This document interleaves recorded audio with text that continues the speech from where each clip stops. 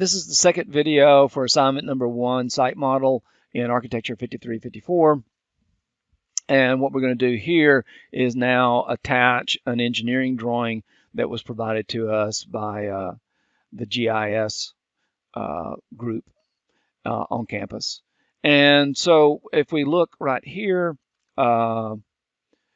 previously we went in and we added the location, which is very important, to the file, and then we added project information, stuff like that. Make sure you do that first before you go forward here. The next thing I want you to do before you go forward is in the assignment, there's a link here to the Autodesk Knowledge Network.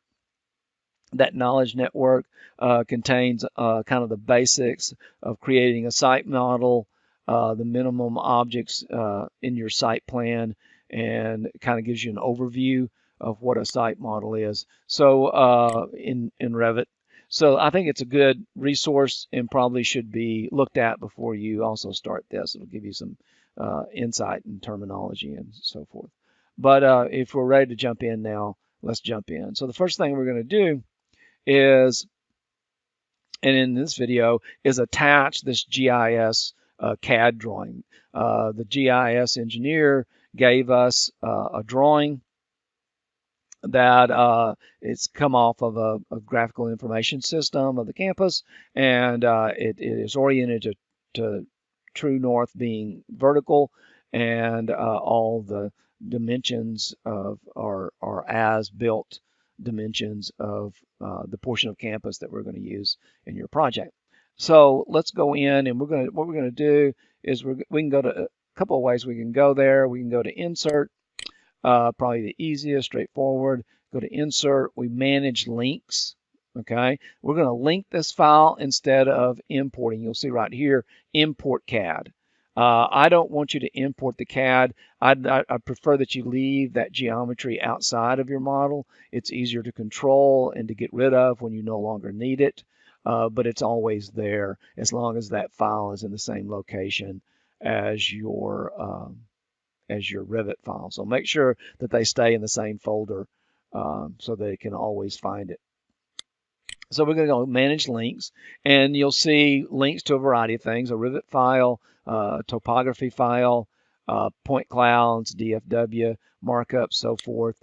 We're going to go to CAD formats, and we're going to ask it to add, okay, a drawing.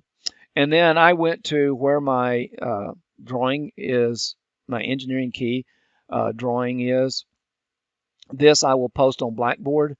You can just download the DWG file. It's not a very big file. It shouldn't take you long to download it. We're just going to select that. You can see kind of a little image. Lots of lines in it, though, because it's the whole engineering key and probably 20 buildings. The outline's about 20 buildings or so.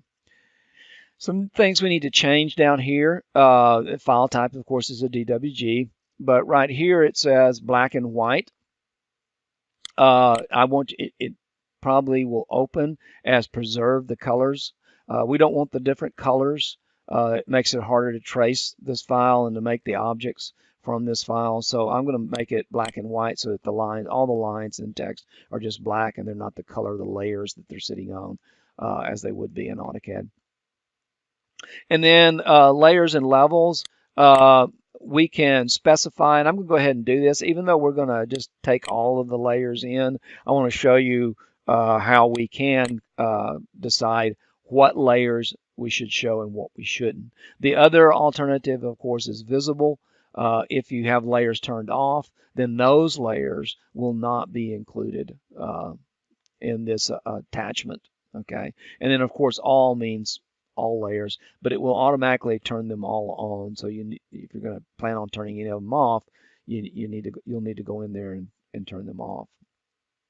So I'm just going to say specify here. We're going to import. What are we going to import? The auto detect is the default.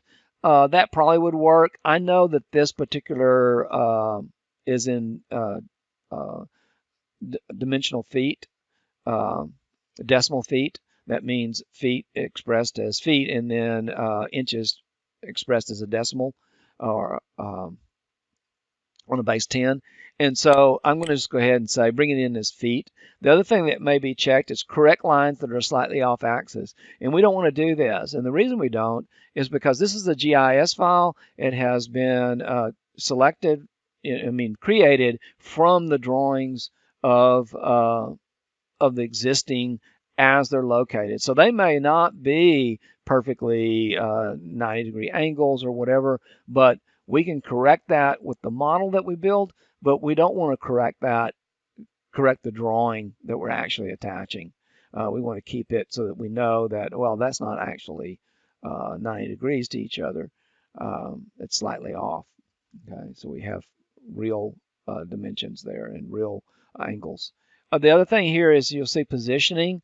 We can bring it in center to center, origin to origin, and by shared coordinates. Okay. I think that's it. That's your alternative. The default is just to bring it center to center. So it looks at whatever the geographical center of all the lines is, or not geographical, but the geometrical center of all the lines are, and then it connects that center with the Revit file 000, which currently right now is dead center in our view. So it would connect those by center to center. The other is origin to origin, and this is only important if you really want the information in here, the Latin long information that is attached to this, because if we do the center to center, it'll be off.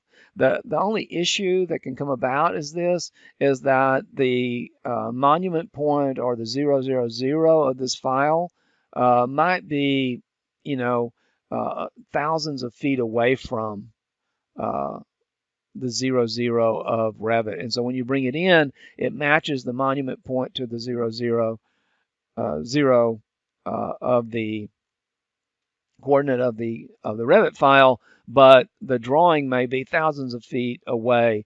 And so if you do a fit view, you may see just a big mass of black dots where all that drawing is, and you have to zoom. It may create issues or problems for you if especially if that information is not. I'm going to do origin to origin, okay?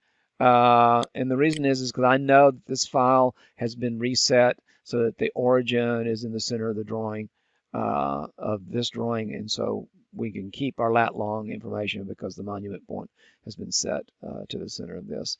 And then orient to view. No, we don't want it to orient to the view.